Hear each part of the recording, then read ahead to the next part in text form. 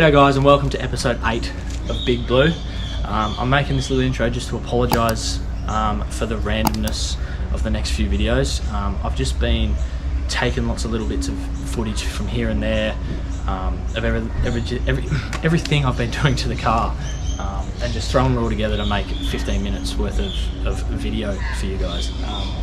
A lot's been done, a lot's still to come. I'm very happy with where the car's at and how it's going. Still plenty to come, like I've just said. So yeah, let's get into episode 8. We've got 3 trips coming up. We've got October long weekend. We're heading up to Tiwa Beach with a few mates from up here. In October we've got Victoria, which is literally going to be a 4-day trip. So driving from here down there and then back in 4 days. It's going to be huge. And then we've got Fraser Island in November. So I'm so excited. I hope you guys are too, because we're bringing this along and it's going to be bloody good. Last episode, I don't even remember what I did, but this episode, I'll quickly show you. I've just been to Slacks Creek, clutch and brake. Oh, there's a tree there. Clutch and brake, and they have done me a massive favour and made me one of these. So it's an extended ABS line. I bought one online that said that it was for the ABS. I'll go this way in case the sun's there. That said it was for the ABS line, and they sent me just a normal brake line. So I went there, took them this and said I want exactly this, but with 2 female ends, which is what they've done, which is bloody brilliant. I think it cost me 90 bucks, so very happy. That'll be getting installed shortly. What else? Something that I like. I cleaned that up, because that's going to come to New South Wales with us when we go down there to go to Victoria, because I've got to weld that tab on, so I'm just going to use the old boys welder. So yes, I'm going to cart that in the back of the car from here to New South Wales to weld it on. I'll show you this other little trick. Gas bottle. A lot of people don't have anywhere to sit or store their gas bottle. I was one. It did go on the roof for a bit. It was in the car for a bit, which is a big no-no. And I was like, what can I do with this gas bottle? It's a 4 kilo. There was 2 options. I could get a 2 kilo gas bottle holder that straps to your tyre for like 145 bucks. And I was like, why don't I just strap the gas bottle to the tyre? So that's what I've done. That's what I'm doing. It's just going to be strapped to the top of the tyre. So that's that sorted. Quickly show you in here. Got the fridge there, but then what's that there, hey? What's that? That's a subwoofer. I fixed it, and I'll tell you how in a second. Come around here. So yes, Pioneer Slimline subwoofers back in. I was tossing up about buying one of the bigger kicker subwoofers, but it's 500 bucks I didn't have. So I fixed this one by going to Repco and buying a new one. I opened up the old one, had a bit of a look. There was no fuses or anything in there. Nothing that I could sort of identify, so I'm going to get it looked at. But for the moment, yeah, I've just gone and bought another one just so I have music for the trip, which I'm happy about. But yes, that's sorted. You also saw the inverter there, which I think I've got other videos for, but yes, the inverter's installed. So yes, everything's very slowly coming together. Keen. I went to Super Cheap Auto yesterday, whenever it was. Got this, so I'll be able to install my water temp sensor. I'll show you exactly how I do these. I've done a few before. I don't really like using them, but they do work. And like I said, this is only temporary until I get the Haltech installed, because that'll tell me everything I need to know, either on the IC7 dash that I get, or you get like a little, basically like a little gauge that tells you everything, sort of thing. So get into installing that. If I get a chance, I'll also install the 500 watt inverter and sort a few other little bits and pieces out. So let's get into removing the top intercooler, the top radiator hose, cutting it in half and installing this. Right, engine bay is very clean. I gave her a good wash the other day, but top radiator hose, you got one hose clamp and another hose clamp down there. Take your bloody clamps off. Ideally you drain your radiator first, but I'm not gonna. I'm gonna take this off and inspect the hose, and if it's sort of worse for wear, I'll put the new ones on and then get some more spares, just to try and avoid a bit of drama, because they do look like they're quite old and quite swollen. So you've also got in the 1FZs one there, that's one, and then another one just down there. So so they're 2 separate hoses. So yeah, we'll get this off, see what it's like, go from there. I've got a little short stubby screwdriver to get down in there, so let's get it. Righto, hose is out. It doesn't look too bad, but I think I'm going to use, I really don't want to use me spare ones because they're good HPS bloody red silicone ones. So I don't really want to cut it, but I'm gonna, because yeah, she's a bit, like, it's not too bad, but it's quite thin in some spots, just the way that the previous owner installed it.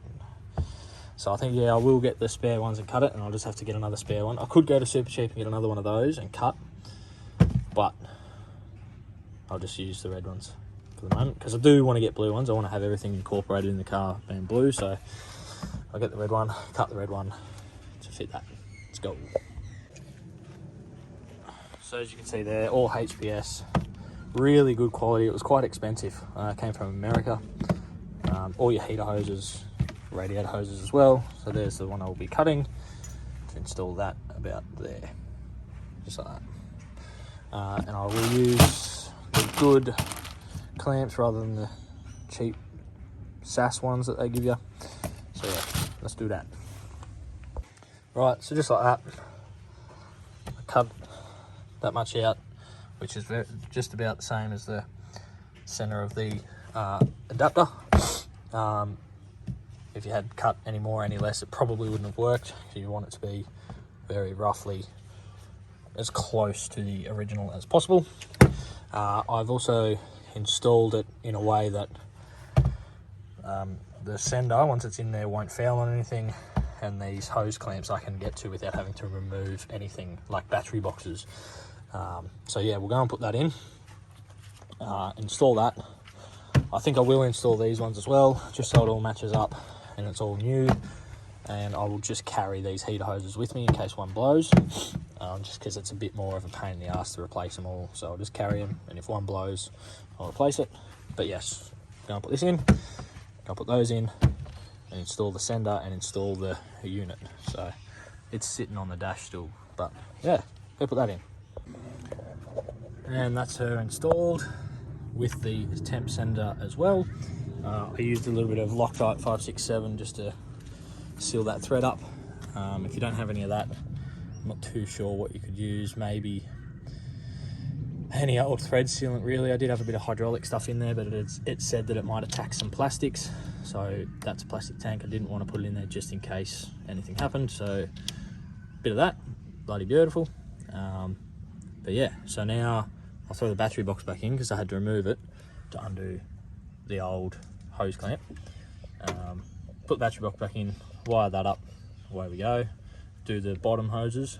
When you're doing your hose clamps up, a tip from me is always put them in a spot that is easy to get to, so you don't have to remove battery boxes and that. And especially on the plastic radiators and that, they don't need to be bullshit tight. It's the same as your oil filter. That doesn't need to be ridiculously tight, just nice and firm, tight enough to get a good bloody grip on it so it doesn't move. But yeah, on the plastic, I have cracked plastic ones before doing them up too tight, so you don't need to do them up too tight. On your metal, like aluminium or whatever it is, piping as well, you can go a bit tighter if you feel like it, but it's the same, it doesn't have to be too tight, just nice and firm so you don't have any movement. But that there should be sweet. So I'll get into battery box and other pipe work. Right, done. So top hose is on, all sweet, and then the bottom two as well. Bottom hose was schmick, it was easy. That one was a pain in the ass. Hard to get to, hard to undo, hard to pull off, just all round hard. But it's all done now, so 1, 2, 3 hoses sweet. I'll have to go get some coolant from Repco and bleed the system. I was going to do the heater hoses, but I don't really want to. And it looks like they're not quite right anyway, so I'll have to look into that. But yeah, that's done. I'm going to wire up the gauge now into ignition power and then run wires out into the sender. I think something I forgot to mention was with the thread sealant, you got to let it set, otherwise it'll potentially leak and go through the system. So yeah, it's probably had about an hour, so it should be pretty sweet now. But I'll wire it up and then I'll fill up the radiator and we should be sweet. So yeah, wiring time. Right, the gauge is in, it's finished. I hate 12 volt wiring with a passion, especially when it's in the dash, and yeah, it's painful, but I got it done. I'll quickly show you. There it is there, hey? Look at that. That Northern tin. Big fan, very big fan. It's a little bit, it's just Velcroed down, but I reckon it'll be pretty right. Wait and see. But yeah, very happy. Good spot for it. Bloody happy. Now it's time to bleed the cooling system in this thing. So we'll start her up and away we go. Bleeding went well. Fill up the radiator whilst the car's off. Start the car and turn the heaters on. Let it warm up so the thermostat opens up. Then continue to add water / coolant until full. The 1FZs are really easy to bleed. They have a bleed hose connected to the radiator. So really, they practically bleed themselves. Right, yesterday came to the conclusion that if I'm taking my laptop to Fraser, which I want to so that I can put footage from drones and stuff straight onto it, sort of thing, just so I don't run the risk of losing all my footage like I did last time when we went to Fraser. And if I want to take my big UE boom and all that sort of stuff, I'm going to need to be able to charge them, because they don't charge off 12 volts, so I'm going to need an inverter. So I did a bit of shopping around, was looking at all your Kick-Ass, Red Arc, Renogy, all of those inverters. I didn't want to spend too much money because just trying to save. Like I said, money's sort of quite tight at the moment, so we're trying to only buy stuff that we really need. So I only wanted to buy a little one. Now, the one I've bought, a little bit controversial because of the brand. Just by me saying that, you can probably guess what it is. But it was $150 for a 500 watt pure sine wave inverter. I thought I'd give it a go. I'll fuse it and wire it all in properly, and if it starts having dramas, then I'll pull it straight out and get rid of it. But I've bought a King's 500 watt pure sine wave inverter. I nearly bought the 1500 watt one because it was an extra $60, but we only need 500 watt. Like, the laptop charger only pulls 60 watt. I think a UE boom charger pulls about the same. And then there was something else that needed to be charged as well. UE boom, the drone, and it'll draw about the same, if not less, probably. So yeah, not running anything silly like coffee machines, which I sort of kind of wanted to, but we don't have the room to pack all that sort of stuff anyway. So just nice little small unit. But for the moment, I'm just going to temporarily wire it in, so just to the shunt and to the battery without a fuse, just to test it, make sure it's sweet and works, because I've just pulled it out of the box, so if it doesn't work, I'll take it back, sort of thing. But yes, so we'll see how it goes. Righto, so it's on, green light, means it's on. I've just grabbed the UE boom and charger. So on this it says that it draws 90.6 watt there, 4.74 amp. So we'll plug it in here, see if it charges. Oh, look at that, she's charging. That little light's flashing. Hey, that's pretty bloody good. Pretty bloody nifty. Hey.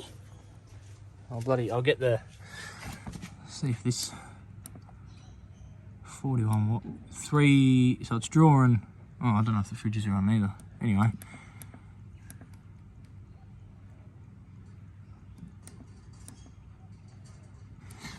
I might go and get something that isn't just a charger. Something that I can plug in and actually make it, so you can see that it's actually working. Give me a sec.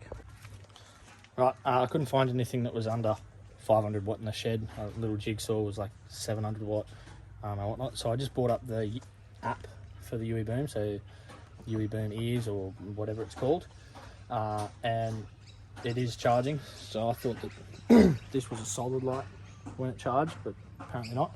But no, I bought the app up and it is charging, so that's cool. That's all I want it to do, so I guess that's a good thing. Now I've just got to figure out a spot to mount it, because I'm going to have to redo this 12 volt panel, just because I'll need more switches, because I want to put a switch. I want to put a light in the shower awning, as well as power up into the tent, just to have a light up there. So yeah, maybe I won't need more switches because that one's free. anyway, I've got to redo it so I can put the remote for the inverter on here, and I'll need another Anderson plug for the little fridge so we can pull it out of the car and plug it in there. But yeah, so that's going to be pulled out and redone. It'll probably come all the way up, and then I've got to cut a little hole in the back of the fridge box so that when the other fridge is behind there, this fridge can breathe. So that's yet to come.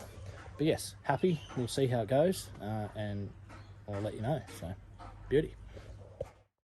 Righto, we're jumping right in here this afternoon. I'll take that off so I don't get it dirty. I've had a couple of deliveries which I'm cheering about. I've got my constant 400 rear coils, my extended sway bar bloody links, which I'm stoked about. Hopefully a little less boatiness, and I can pull her out when we're off-road if I really want to. And I've got a Hercules high lift jack to put the coils in. But yeah, we'll see how we go. I'll open these coils up, jack up the rear, and hopefully it works all right. The driveway's not too level, so I'll just go steady and see how it goes. If it's going to be a bit dodgy, I'll wait and I'll go down onto the road or something on the weekend. It's a bit flatter, a bit leveler. So yeah, see how we go. I definitely don't recommend doing this. There you go.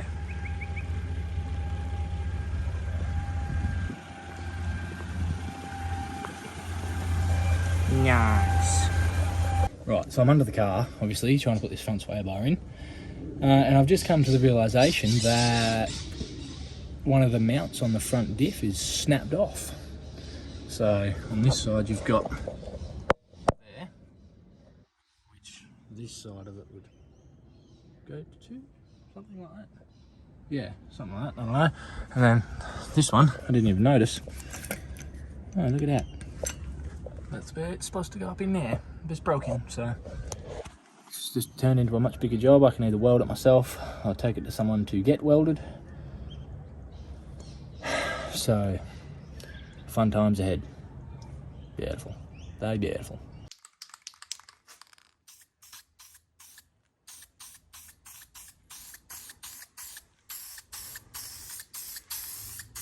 Righto, there you've got the sway bar freshly painted with the extensions ready to go.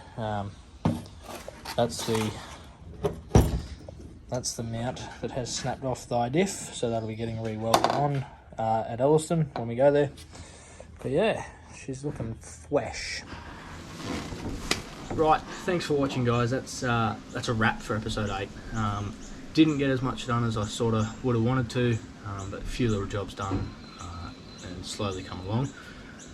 Next episode should be around quite shortly, and then there's another big surprise, not so much a surprise, but another big mod, I guess you'd say, coming for the front end of Big Blue. So stay keen for that one. I'm sure you will. I know I am. And until next time, thank you very much. Make sure you hit that subscribe button, like, follow, leave a comment, head to Instagram. You know the drill. So thank you very much.